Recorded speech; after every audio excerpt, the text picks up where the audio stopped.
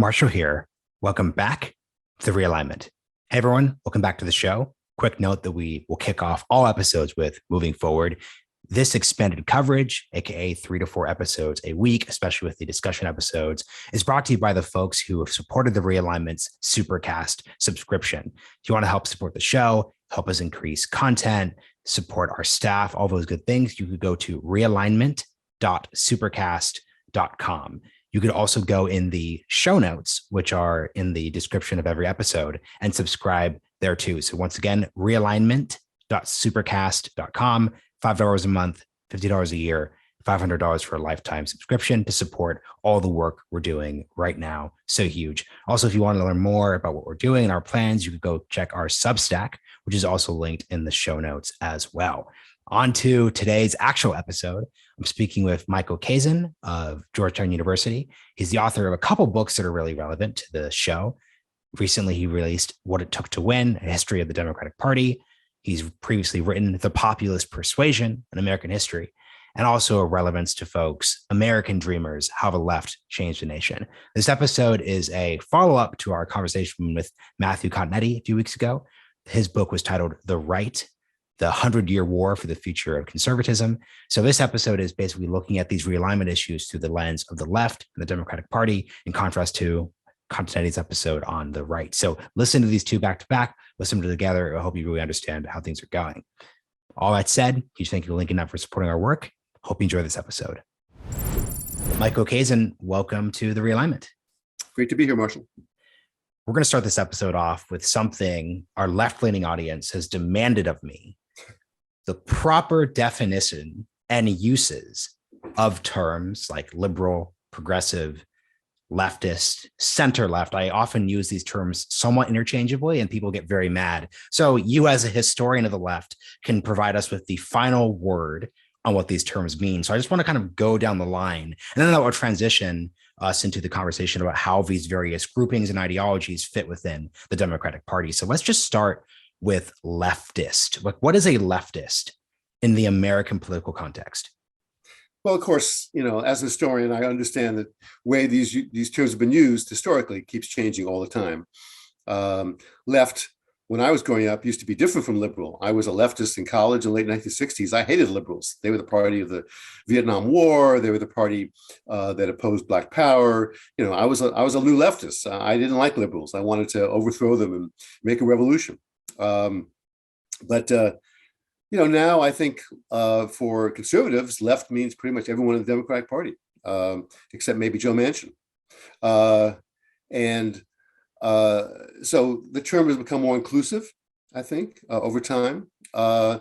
Most Democrats now like to call themselves progressive, which is the term that used to be associated with Teddy Roosevelt 100 years ago, and then became associated with communists in the 1930s. They had progressive bookshops. In 1948, they helped to run a third-party candidacy by Henry Wallace, the former vice president, which was opposed to the Cold War, which wanted the alliance with the Soviet Union to continue, the World War II alliance to continue. So these terms are very fungible. So it's really hard to say. I think most people now would talk about the left. And this includes, people on the left would talk about the left as a large group of progressives within the Democratic Party. But for me, what matters less than the term is what you mean by the term. But we need a term. I generally use progressive now just because that's a term that's out there and people seem to know what that means. I wish we could still use it left and liberal, because I think there's a key difference between people like AOC, like Bernie Sanders, like people in Democratic Socialist America, who call themselves socialists, but some of whom, of course, are now Congress people, right? There are 4 members of DSA who are Congress people. To call them liberals, then what's Nancy Pelosi? It's not the same. So I wish we could retain that difference from my youth. Liberal are people who want to uphold the system, who think the system has some basic problems, but basically is a good system, just needs reforms to change it. And those who are basically radicals, one way or another, think the system needs a pretty basic overhaul. Whether that means a socialist, democratic socialist system, or whether it means just a radically different system of economic redistribution, corporate regulation, a Green New Deal, and so forth. But we're pretty much stuck with progressive, I'm afraid, for the foreseeable future, like it or not. You know, I like your use of the word radical in terms of today's context, Yeah. because if, I'm doing a bit of reading about the 60s and 70s and like leftist movements. And to me, that seems truly radical. If you read the pamphlets and the statements talking about like challenging empire and reconstructing like the very, I don't need to tell you history that you live. This is more for the audience, obviously. But today, the Green New Deal is ambitious, but especially the way it's framed, it doesn't feel as radical. Medicare for all, by its very definition, isn't radical. It's saying, hey, there's this system, Medicare, people tend to like it. Let's expand it. So what does the term radical mean in terms of these debates between liberals, slash to center left, and more progressive minded people? Well, for most people, radical is either a cultural term, something's rad, it's not rad. I'm not sure that term is still being used. I'm in my 70s, so I don't really know what people your age are saying, but it's been a while since I heard rad. Some of my students, tell me, but radical obviously means go to the root. Radix is the Latin root of the term, and those who are radical want to go to the roots of what they think is wrong in society and tear them out, and set down new roots. I think that's the most literal way to put it. I think some of the ideas, certainly of the most left-wing people in the Democratic Party and outside the Democratic Party, are pretty radical. I mean, they would. If all their ideas were carried out, all the Green New Deal ideas, a lot more public housing, cutting the defense budget, pretty radically, you'd end up with a social democratic system, which would be actually beyond that, more left, more egalitarian than the social democratic systems, even in places like Scandinavia now, which is sort of known as the homeland of successful social democracy. So in the American context, where we've never had any of these things, where the most radical, most left programs were passed in the 1930s and the 1960s, and the ideas of people on the far left of the Democratic Party would go beyond that, that would be radical. I mean, again, it all depends on context. I mean, that's the problem being a historian, I'm not a political philosopher. I think what's radical in one period is not radical in another period. I mean, radical Reconstruction, for example, after the Civil War, it was radical because the aim was, to make sure all African-American men would have the right to vote. That's not radical anymore, but at the time it was quite radical. So I'd love for you to, and this is a very basic open-ended question, but just talk about the Democratic Party. And it's just basic. This is way too broad of a question, so I'll reframe it a bit.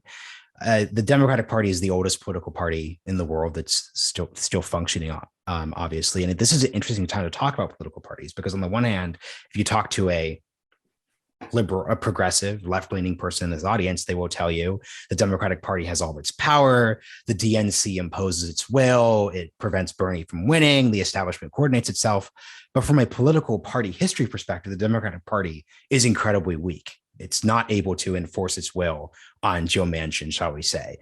There's no such thing as the DNC doing the LBJ treatment to a recalcitrant senator like Kirsten Sinema. So can you just talk about how we should conceive of the Democratic Party relative to its various degrees of power? Unpower is not a proper word, but that's what I'm kind of getting at. Sure. It's a great question, and really the essential question.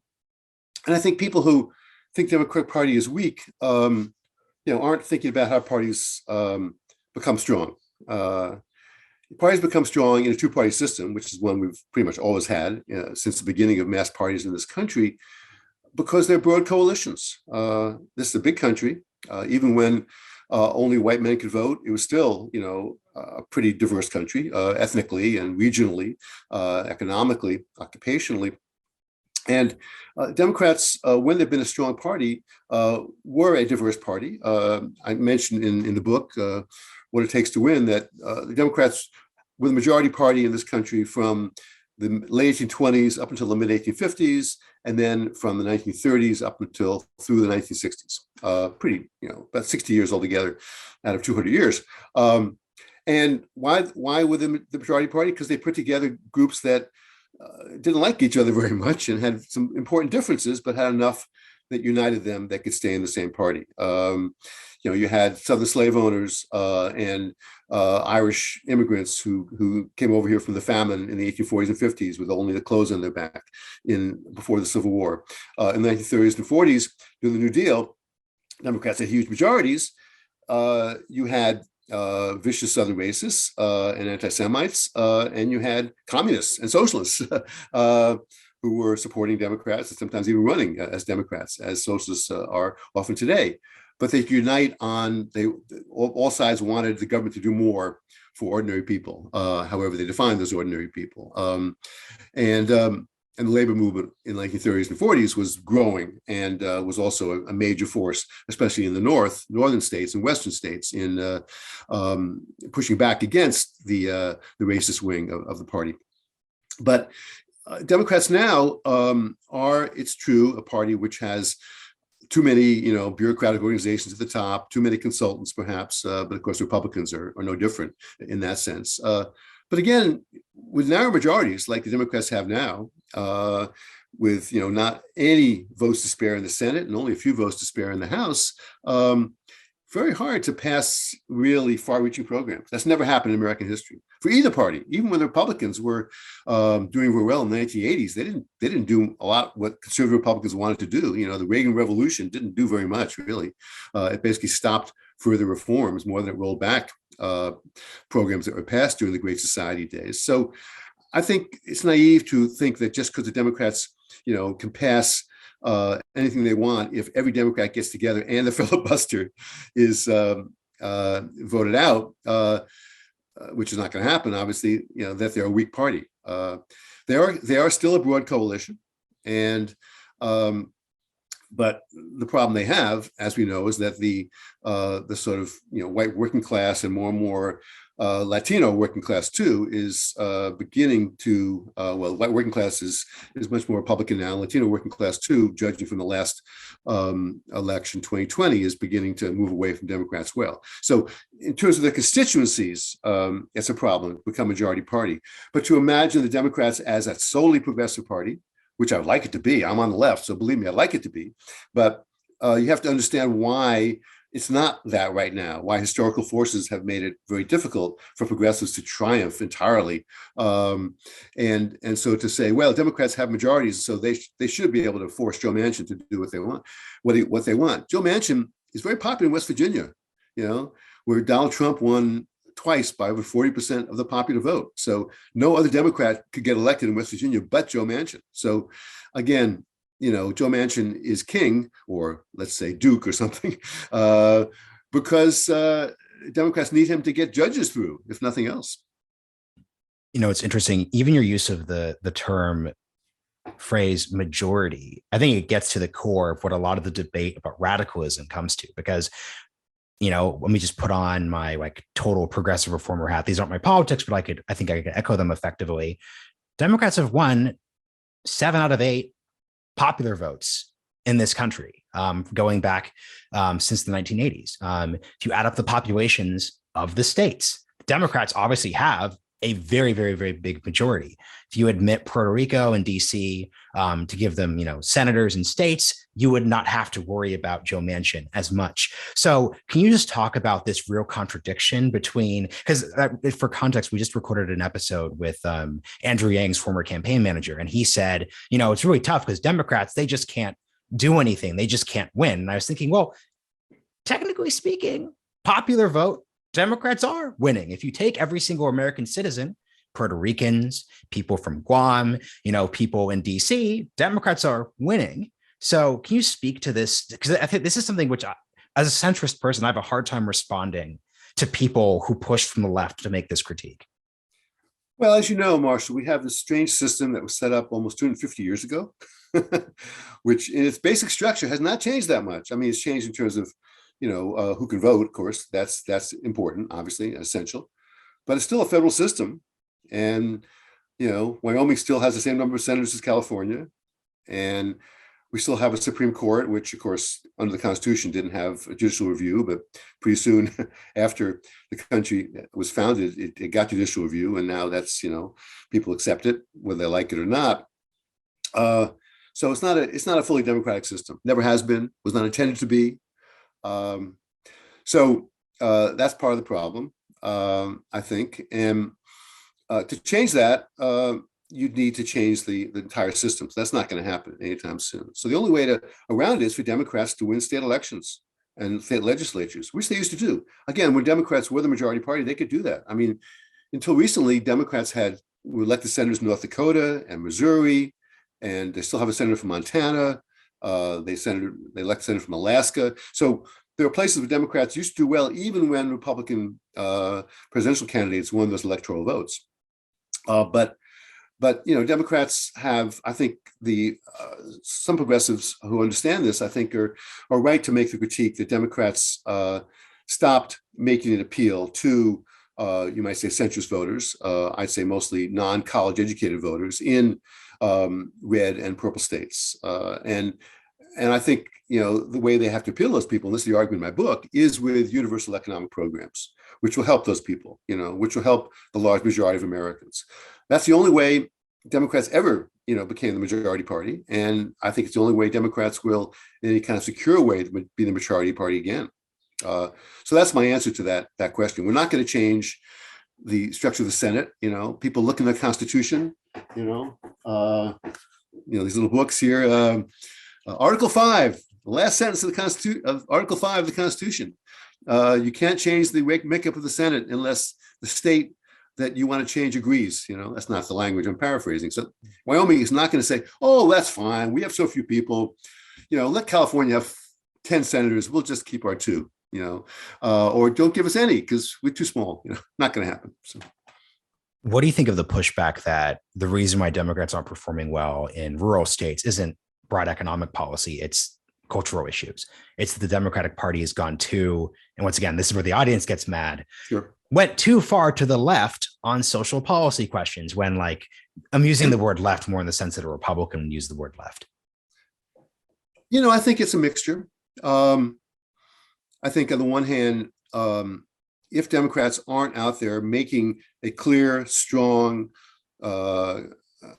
attractive pitch for universal economic programs and aren't making it clear that that's what they stand for above all. And despite Build Back Better, which of course didn't pass, I don't think that got to people. I don't think people understood what was in that program, and it was too complicated, too full of all kinds of things to make that argument, I think. Then the cultural issues, which are always there. We've never not had cultural issues that matter. Used to be religion really mattered, prohibition. Obviously, racial issues still matter tremendously. So all those issues matter, but they can be separated,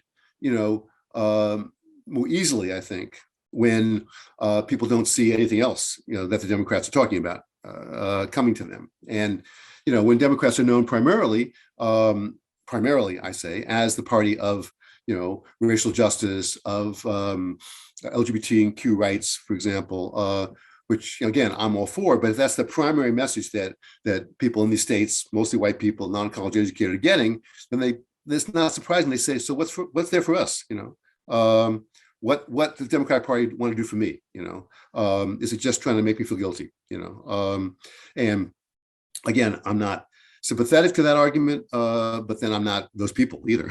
And as a historian, I try to be empathetic. I try to understand why people think what they think, rather than in the present as well. And that's what good politicians always do, of course, when they win. So I think that's the problem. Democrats have to balance those two. They have to sort of say, look, we have to be unified about these programs which can appeal to the large majority of people, because we're a democracy. You only win if you get the majority, right? And obviously state majorities, electoral college and Senate, as well as popular vote majorities. And so that would be my answer to people who make that argument. And it's interesting, and that's why your framing of the Democratic Party as a coalition is just so useful, because it helps you think about how this actually functions. So, for example, during this height of the last Democratic majority, 60s period, where you get so much legislation that people to the left obviously support now, that was a Democratic Party that had segregationists in it. Joe Biden gets in trouble for like essentially like and very directly saying this point without providing proper context. That's also a Democratic Party that, Roe v. Wade had not been decided by then, but almost certainly would have featured much more pro-life people in the terms we use it today than the Democratic Party of today is. So how do you think about how those coalitions work when it comes to those social issues? Well, I mean, people have to agree to disagree, to a certain extent. Look, I would not be, and this is be controversial, I would not be unhappy if the Democrats said to pro-life people, you can join the party, you can't decide on our position. Our position is still going to be, that, it's a women's body, it's her right to choose, but we're not opposed to being part of the party. And look, the pro-life movement used to be dominated by Catholics until the late 1970s. It was pretty much a Catholic movement, and most of those people were Democrats, actually, because Catholics traditionally were much more Democrats. Again, I'm not a political strategist, Marshall, so I don't want to say, okay, Democrats, let me tell you, this is how you run the campaign in Pennsylvania. My son is Democratic Party operative. That's his job, but that's not my job. I do think that Democrats have to be willing to not get on Twitter and denounce each other, on a regular basis. They have to be willing to agree to disagree on some issues, as long as they agree on, the really big issues. Once it's Democratic Party policy, which it has been for many years, to support Roe v. Wade, you can have a minority of pro-life people in the party. I don't think that's going to be a problem, and it depends on the issue we're talking about as well. But a litmus test, I think, for a candidate is a mistake. You want candidates who can win, as long as those candidates are not going to undermine, the majority of the party. I mean, one of the things I'm impressed by, again, I don't want to be a Pollyanna here, but Democrats have done some things right, even since Joe Biden's been president, believe it or not. And one of them is that they've kept the House majority together. I mean, think, the Democrats' House majority is very slim. I think 6 seats or something. Republicans have to win back this fall to take control, something like that. But Nancy Pelosi has been able to keep that majority together. They've passed almost everything that the leadership wanted to pass, that Joe Biden wanted passed, that progressive support. But of course, they couldn't get it through the Senate. But people forget that House majority is pretty diverse, and there are pro-life people in that majority as well who voted for all these bills. So in some ways, that's a sign that Democrats can unite. They just can't unite enough because they haven't got enough senators. It's interesting when you're talking about, the Democratic Party's position is going to be that, we believe in women's right to choose. But thinking of the Republican Party didn't even have a party platform in 2020. Basically the Republican Party really zoomed the 2020 election choice down to, do you like Donald Trump? Yay or nay. If you like Donald Trump, vote with us. It didn't win, but it got them 10 million more votes than they got in 2016. So how do you think about this idea of parties needing, in a very polarized age, parties needing to even have these like very specific, the Democratic Party doesn't endorse Obamacare, it endorses Medicare for all of this very specific, like, how do you just think about that dynamic? Yeah, again, it's a little bit question more for strategists than for a historian, but I'm happy to answer. I write up ads. Feel free to give it as I write up ads. Feel free to answer from a historical perspective too. First of all, the issue, to speak as a historian here, the issue of platforms is interesting. Platforms used to really matter. Newspapers used to publish them on their front pages, even when they were long. Usually they weren't that long, but and candidates used to really run on them. You say, according to my platform, this is what I'm for. I'm going to support it 100%. But now, Democratic platform, I think last time was 80 pages, something like 90 pages, something like that. As you said, the Republicans didn't have one. Did anybody really care on either side? No, they didn't. But parties have to be known for the big issues they care most about.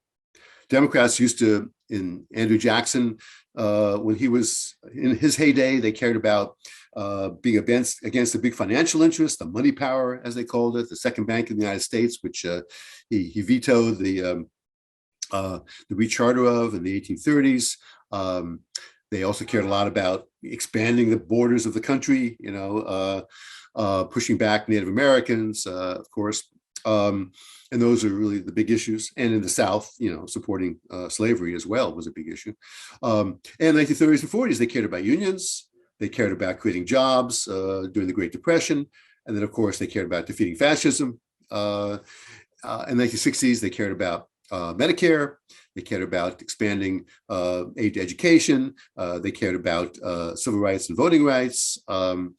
And then became caring about women's rights and LGBT rights as well. And then environmental. But the environmentalism was more, both parties supported that pretty much till the 1980s.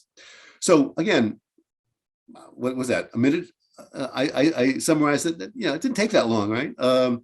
But people have to be able to say, I know what Democrats are for. They're for this, this, and this. I'm for those things, or I'm not for those things. Republicans were very good at that in the Reagan era, for example. Everyone knew they were for, family values, a strong defense, and limited domestic programs. That's it, right? That said it. Now, if you ask people, what are Democrats for? I'm not sure what they'd say. Be interesting to have a poll on that. But so that's a problem. And I think the part that's hard here is even if you were to ask people what are Democrats for, that framing would probably not be the one that Democrats would want.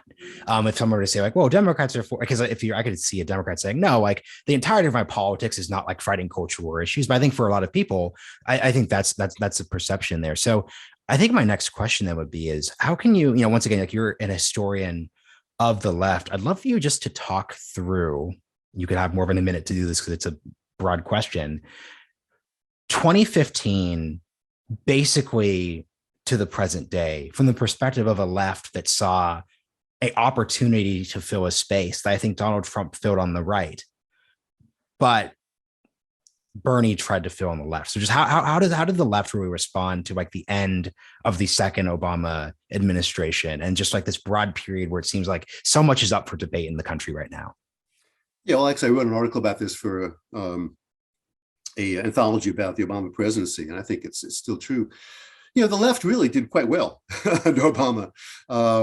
That's counterintuitive. Well, but I mean, think about it. Much bigger left now than there was in 2008. And that's not just, part of it was the Great Recession in some ways. Basically 2008 to maybe 2020 was sort of the young left's 1960s. I think in many ways. There was Occupy, there was Black Lives Matter, there was a lot of more support for something that we now call the Green New Deal, but a lot of environmental, a lot of gun rights marches, so that's pretty much subsided by now, unfortunately. Maybe it'll come back again after the horror in Buffalo, we'll see, but probably not. The court, ruled for marriage equality. DSA grew from a tiny sect to close to 100,000 members.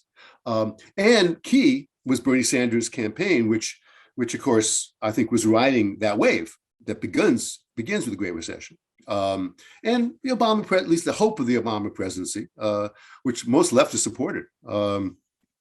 I noted that the left was more united behind Obama's campaign in 2008 than left had ever been united around any Democrat since Franklin Roosevelt in 1936, when he won, a huge re-election campaign.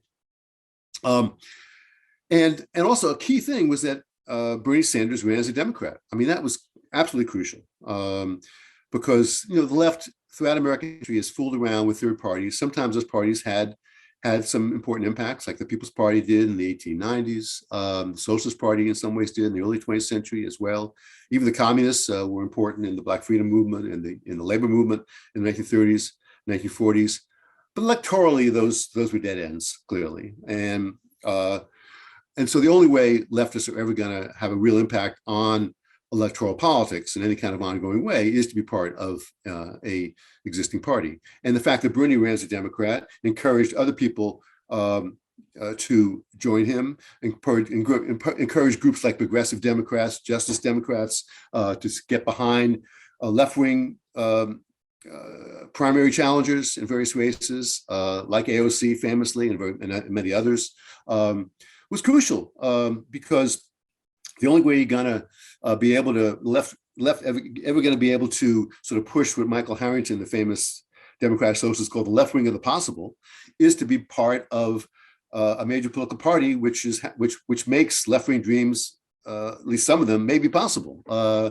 Because otherwise, because you got to win elections to make sure those dreams can have a chance of being carried out. So that to me was absolutely critical. And the fact that the left is now unhappy with the Democratic Party. I remember a time when people who called themselves leftists thought there was no difference between the parties, didn't expect Democrats to do anything anyway. So 2000, what's the point? 2000 is calling if it's, yeah, that's actually, could you actually speak about that for, because like, once again, I was in third grade. So this is just me watching the news hour with my parents. So like insert how much I knew as a third grader, but I just remember hearing from like other kids in like third grade whose parents were also politically active, just this, like, there is no difference between the two parties. Is that, and this is kind of what Joe Stein tried still using the fumes of in 2016, but it really feels like a result of the polarization of the country has been, what are you smoking if you claim that these two parties, whether you like it or not, are the same at all? I mean, were they, oh, this is interesting then. Was there validity to the claim in 2000? That the two parties were the same? No, I don't think there was. I mean, there was more validity.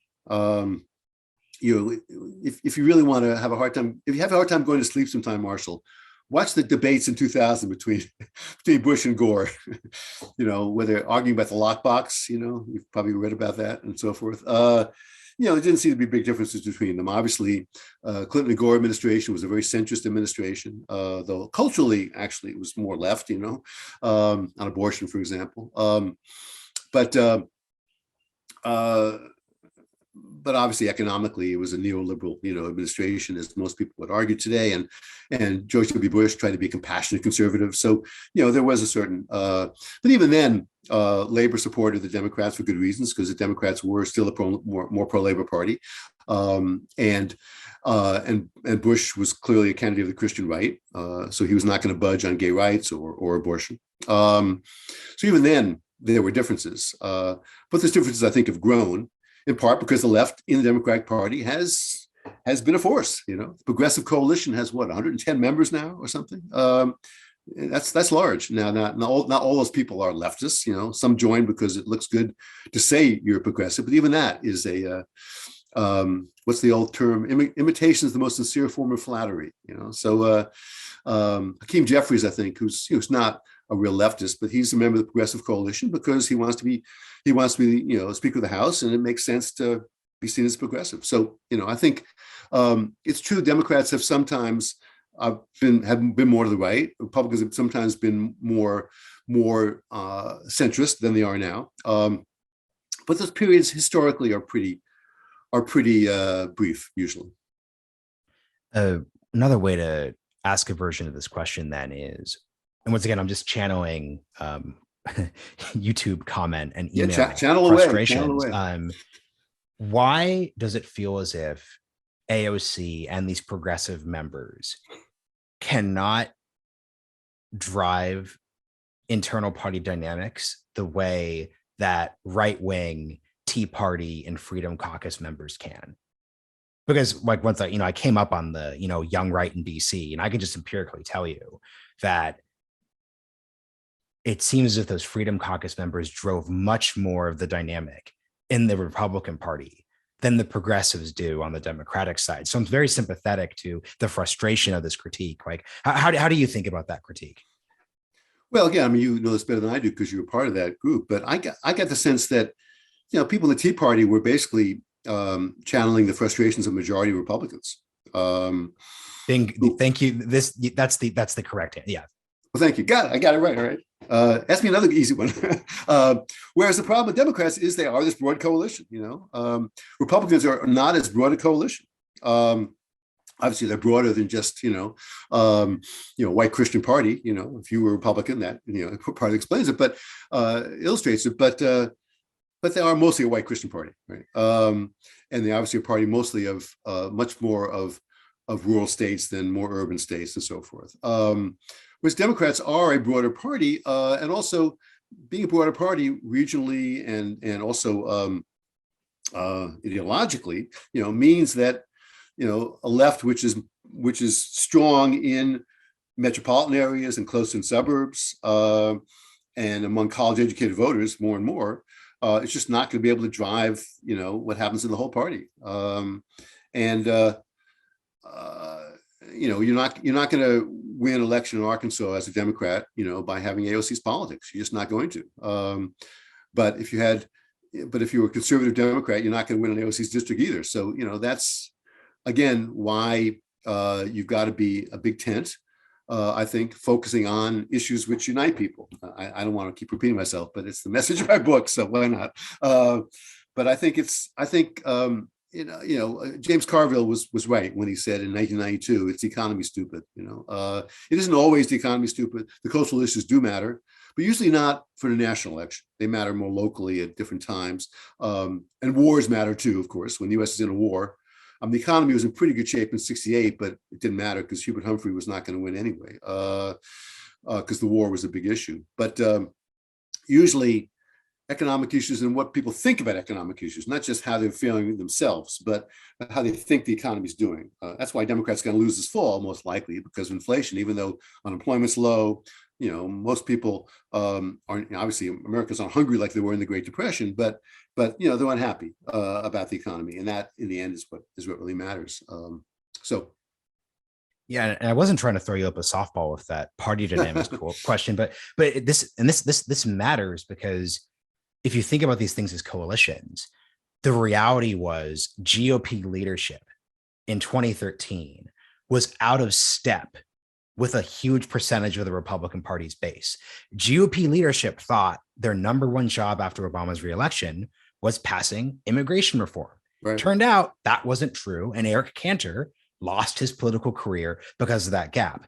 The problem facing progressive leftists, and once again, this is not a criticism, it's not a policy, it's just like a dynamic, is they are actually the ones who are a little out of step with, let's say, the average person voting in a Democratic Party primary, especially across the country. So what they are trying to do is something different. They are trying to push the party to the left versus what a right insurgent is doing right now is say, hey, let's get you the leadership closer to the way people actually feel. So it's that just seems to be the central difference between the two parties. And it's also why, Nina Turner saying like voting for a Democrat is like, eating a bowl of crap.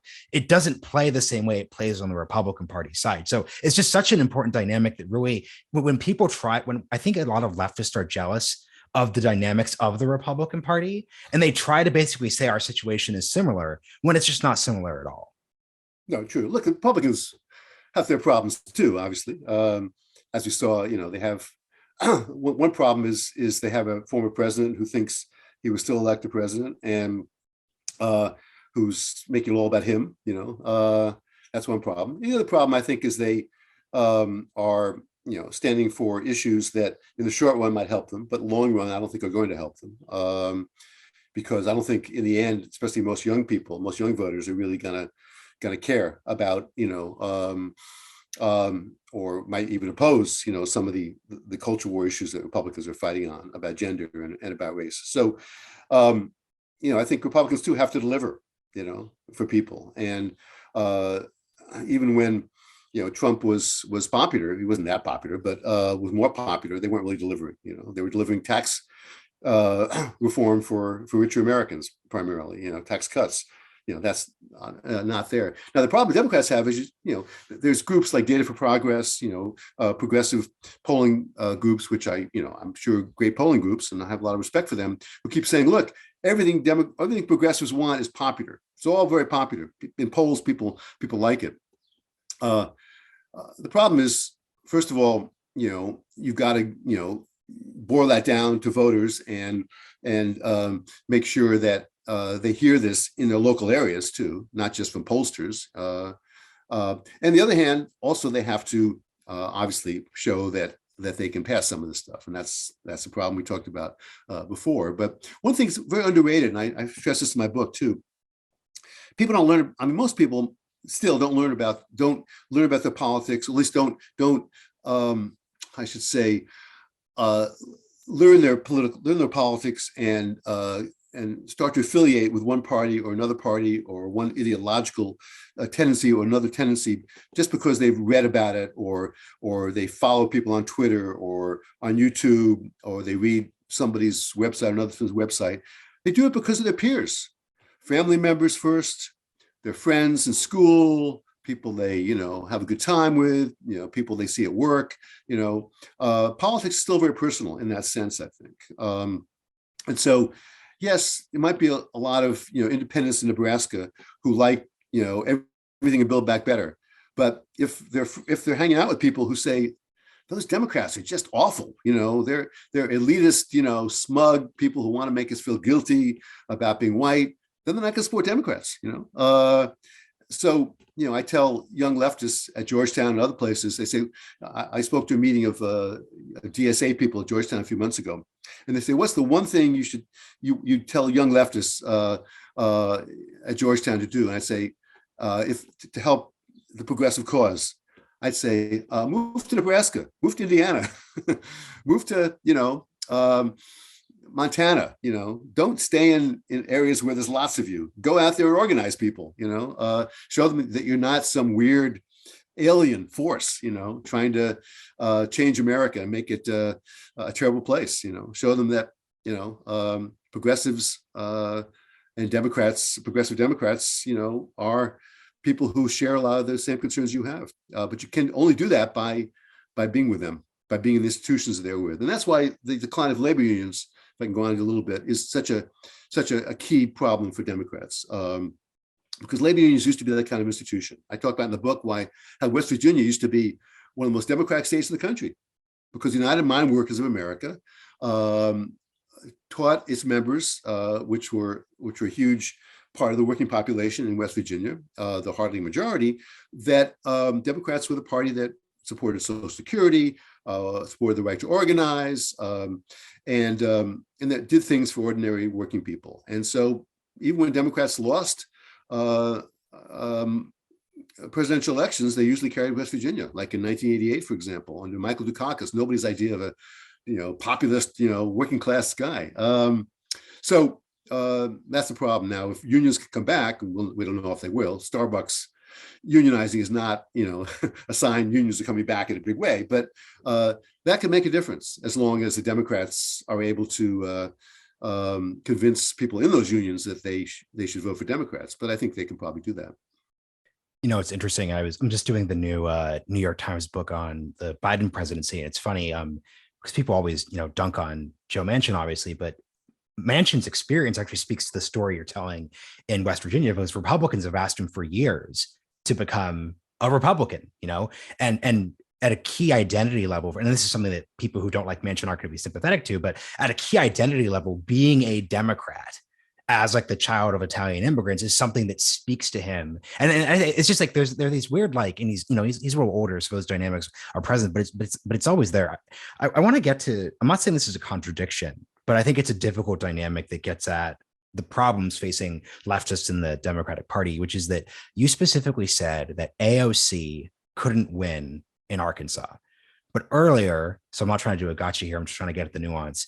You said because Democrats aren't seen to stand for anything on economic issues, they can't expand the electoral map in a way that'd be effective, like they used to win in Arkansas up until the 2000s. So what is it about AOC then that, because once again, AOC, I think people, obviously she's a leftist on culture issues, but I don't think most voters actually see her primarily through a CRT or LGBTQ rights dynamic. They probably see her through an economic lens. So why is it that the Democrats need to be more economically visionary in your telling, but AOC can't win Arkansas, a state which Democrats used to win in? Yeah, well, I should have jumped on AOC. I mean, I think whatever she says, I think she's perceived, as, supporting all those cultural issues that people in Arkansas, not all people, but enough people probably would recoil at, so that's the problem. No, I mean, I think she's a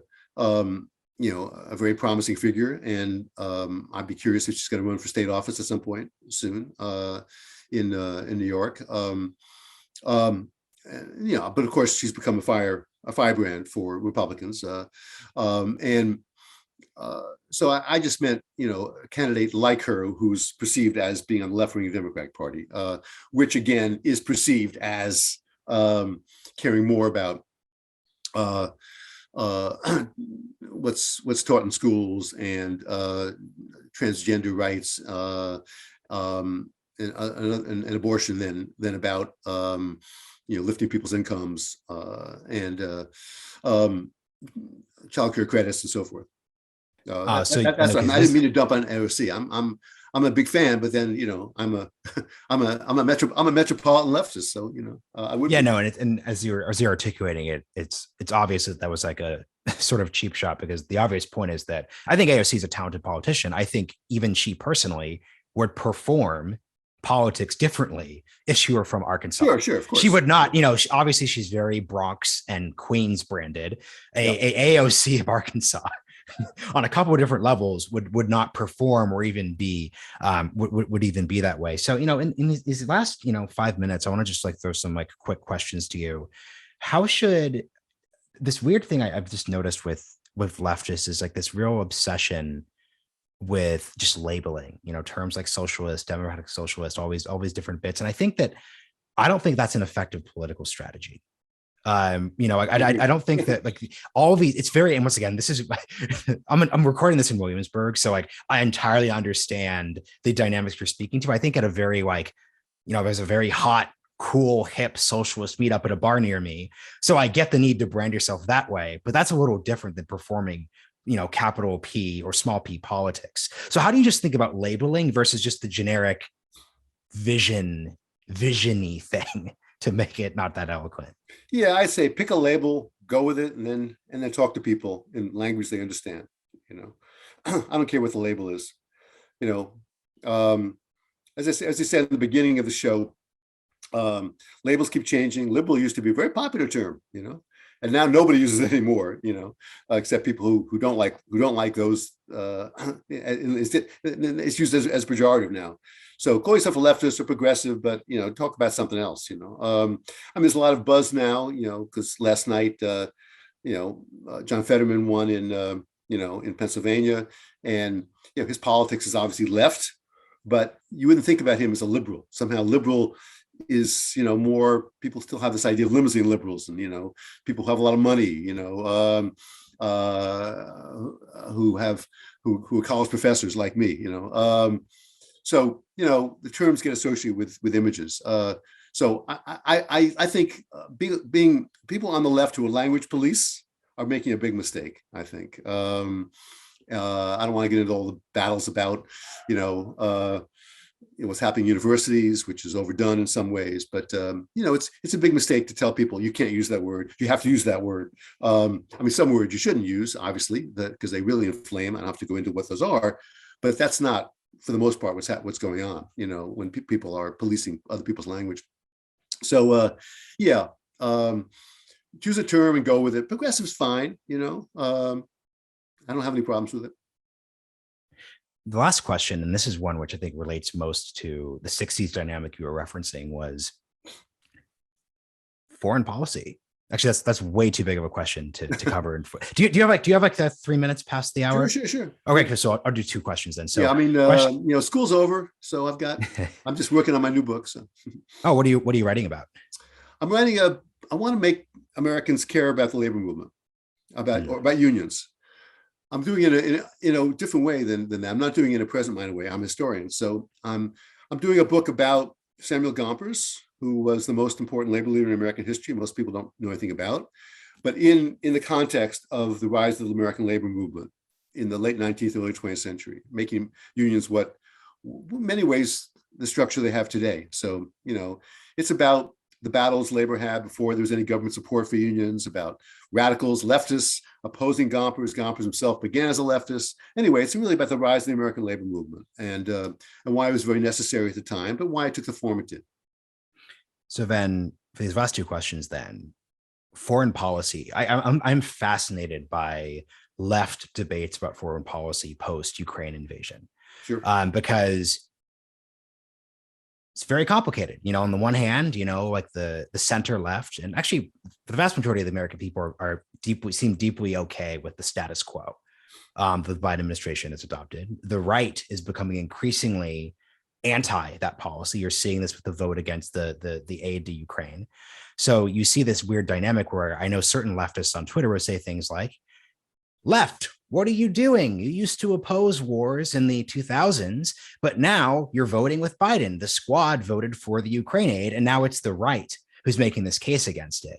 So in a bias, like I support the status quo, but how is the left navigate? It's just such a weird dynamic with this, but especially because very clearly, once Biden ruled out, and this is right, this was a good political decision. Once he ruled out NATO US troops on the ground, he put it in a very ambiguous space that would make it difficult to frame this as a pure, US aggression into some type of conflict. But well, as you know, I mean, we're in an unusual time. I saw the other day on YouTube where Noam Chomsky was praising Donald Trump in his stand on Ukraine.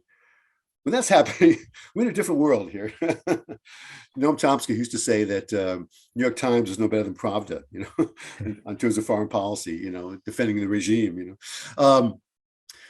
So, yeah, I mean, we have this strange coalitions in foreign policy. On the one hand, you have Biden and other people in mainstream Democrats and Bernie Sanders too, who are allied in effect with the former neoconservatives, Bill Kristol and David Frum and people who were important in the George W. Bush administration in wanting to support Ukraine. On the other hand, we have the Trump wing of the Republican Party, which is the majority wing. Not all of those people, of course, but a lot of them supporting, in effect, the left position is, NATO's a problem. At least left would like to disband it, but the Trump people don't want to disband it, but they want it to be weak. And a lot of this is a debate about liberal internationalism, which goes all the way back to Wilson, if not before, 100 years ago. And for the left, because that's what you asked about, I think it's an important moment. I think because on the one hand, I think people on the left are right to want to have a small defense budget, to want the U.S. to do things multinationally, but NATO is a multinational organization, and these countries that want to join NATO are not being forced into it. They really want to be part of NATO because they're afraid of Russian power. So there's a difficult question about not just Ukraine, but a difficult question about China. There, I think the left is somewhat more united in not wanting to start a new Cold War, recognizes economic, rivalry there, but it's very different from the rivalry with the Soviet Union. I mean, China has tremendous stake in the American economy, as you know. The Russians had, they had a stake in the nesting doll, industry. That's about it, right? During the Cold War. So, I think that's a serious issue, and the magazine I used to co-edit, Dissent magazine, has a very nice current issue special section on China policy and what's happening in China, which I urge people to read. But I think with Ukraine, most people on the left, I think, would be grudgingly willing to follow, what Bernie Sanders has said, basically, that yes, we want to cut the defense budget, but Ukrainians are fighting to liberate their country from Russian invaders, from foreign invaders, and any leftist has got to support that, national liberation movements. That's what people like me and Bernie came in on in the 60s in our politics. Yeah. So, I think, and the Ukrainians have a much more democratic country than the North Vietnamese did. So, I think it's more of a fringe on the left, which opposes that, actually. But it's an important fringe because there's a deeply seated suspicion of the U.S. ever doing anything right, ever. And I think Americans have to get past that. And leftists have to get past that. We're not in a world anymore where the U.S. is the big hegemon, that it can do whatever it wants. It can overthrow governments in Chile and so forth. We're one of, China is approaching America's power. The European community, when it decides to act on its own, can approach America's economic power, certainly. And so we're in a different world. We're in a multipolar world. And it's not the world that a lot of leftists still imagine it is, where U.S. hegemony is evil and has to be opposed whenever it acts, wherever it acts. Yeah, I was talking to Bhaskar Sankara on this podcast, and I basically just told him that, like, look, I think that you should acknowledge what happened in Guatemala in the 1950s, but I don't think that that specific case answers any of the questions that are up for grabs right now. I agree. I agree. And that's, and I think the difficult part here is that you really do just have, basically what I think someone needs to do is someone needs to write an updated version of like Howard Zinn's work, for the left, because I think there's a very specific 20th. I just find that the left really tends to struggle with updating 20th century frameworks, and applying them to, once again, a more multipolar world. So here's just like the last quick question, which is, Yeah, can I just add to that? please. Very important. Left is supposed to be in favor of progress, right? Advancing things, learning from history. If you're not learning if you don't learn to adjust your expectations and adjust your analysis when the facts change, then you're not really being a serious leftist. You're continuing to live on old verities. That's not left. That's not what a good left does. Your words, not mine. Last question then. You said that for many leftists today, like, this is their version of the 1960s and 1960s that you lived. Now, as anyone who knows American history knows, there's a lot of promise, there's a lot of excitement in the 60s. It leads to, there's accomplishment, there are these different bits, but it leads to the 70s backlash. It leads to Ronald Reagan. It leads to America effectively becoming, if not in literal name, like a center-right to conservative country. Bill Clinton says big government is over 30 years later. What is the primary lesson the left should take from the, let's just say, dashed dreams of the 1960s if you're comparing today's moment to then? Well, I should say in the 1960s, people like me were a lot crazier than anybody on the left is today. No one's setting off bombs. Not that you were a bomber, but I was a weatherman for a while, Marshall. Luckily, I didn't go underground. Wasn't that crazy, but I left weatherman to go to Cuba. Had sugarcane with Fidel Castro, so that was my kind of craziness. What the left, I think, should learn, as it's said before in this hour, is that you've got to be part of a major political party to make gains. You've got to build your own institutions, labor unions, immigrant rights groups, women's groups, grassroots Black groups, et cetera, et cetera. But you've got to realize that you're not get everything you want. You've got to be part of this coalition, which negotiates with other parts of the coalition to get what you want. But I think, and then you've got to be able to convince Americans. You can't just mobilize your own side. You got to persuade people.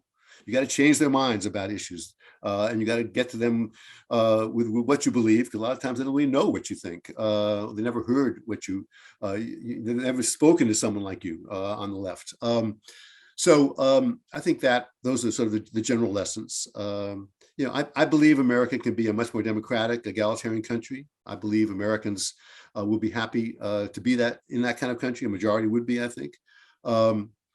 But you've got to be a good organizer, not just an activist, a good organizer. And that means convincing people. Well said. Michael, thank you so much for joining us. The book is What It Took to Win, A History of the Democratic Party. Thanks for coming on the show. Thanks for having me.